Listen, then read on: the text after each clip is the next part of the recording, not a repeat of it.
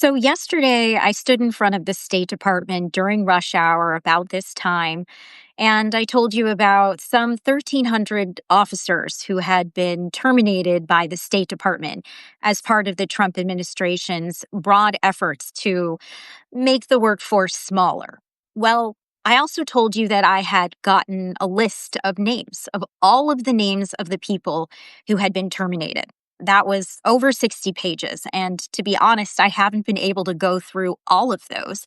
But what I will tell you is that talking to some sources and looking at those names and doing some research in the open source intelligence realm, I found that there are several members of the State Department's intelligence unit, INR, the Bureau of Intelligence and Research, who have also seen their jobs cut by the Trump administration, by Secretary of State Marco Rubio's decision here.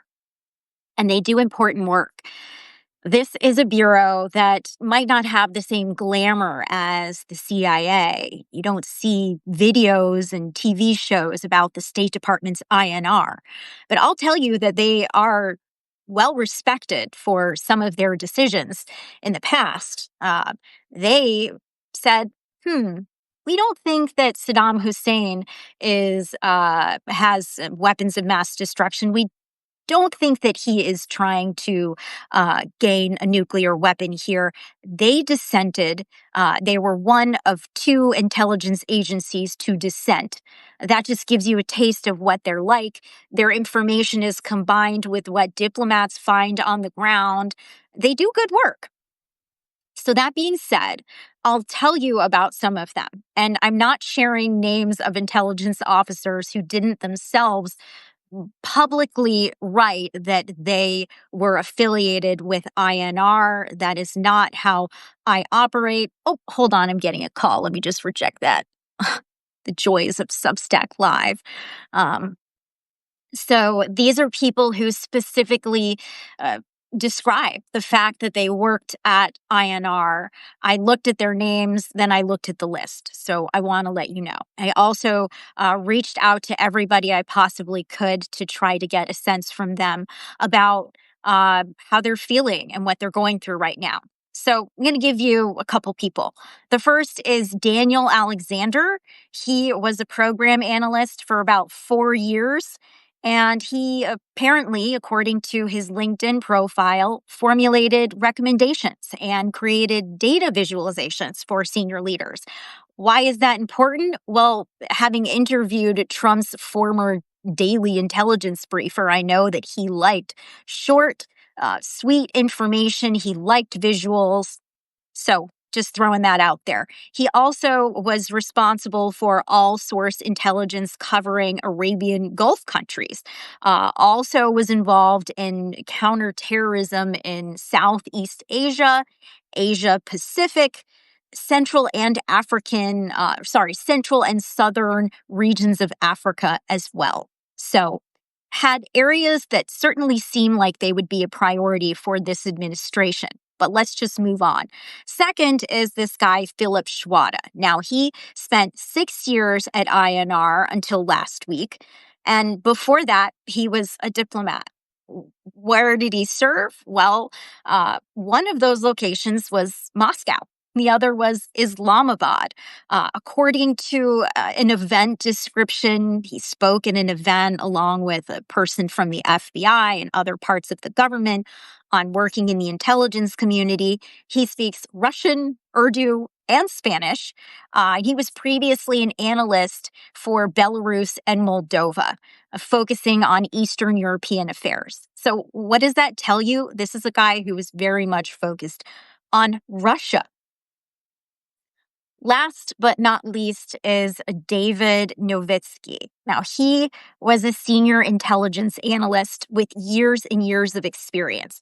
Most recently, working in INR, he was focused on European foreign and domestic policy, European leadership, according to his LinkedIn profile. He says that he authored over 100 and coordinated over 300 critical intelligence assessments since 2016 on really important matters, directly informing the president's daily brief. This is the crown jewel, the document of all documents that the intelligence community produces, not just for the president, but those around him who make important decisions every day. He was also focused on China, Russia, policies to do with Iran, diversification of energy, trade relationships. Now, before he went to INR, he was working in the White House in the National Security Council. He was actually the director of Western and Central Europe for the NSC in the Biden administration. Uh, could that have affected the decision? I don't know. That would just be speculation. But going back before his days in the White House, he was at INR. He was focused on Germany, Australia, Switzerland, Liechtenstein. My guess is these are Russia focused areas. But let me just say that his background goes back even more. He was at the Office of the Director of National Intelligence, according to his LinkedIn, where he, quote, independently curated and delivered a daily briefing to the Secretary of State, distilling the nation's most sensitive intelligence, including the president's daily brief. So this is just a taste of the people that I've found. I spent maybe 45 minutes comparing descriptions from LinkedIn with this list of names that I had, and I'll giving you a bit of the taste of what this was like. It was flipping through the tabs, but it was also like typing the names of these people into the list and hoping that their names were not in the list. Because for these people, who knows how hard it will be for them to find their next job opportunity. Unfortunately, they're in the mix with so many people who have decided that they wanted to leave. I've sat down with people who are telling me that this is an incredibly competitive time because there are so many people now on the job market who have these sensational skills, this deep experience, a tremendous challenge for them.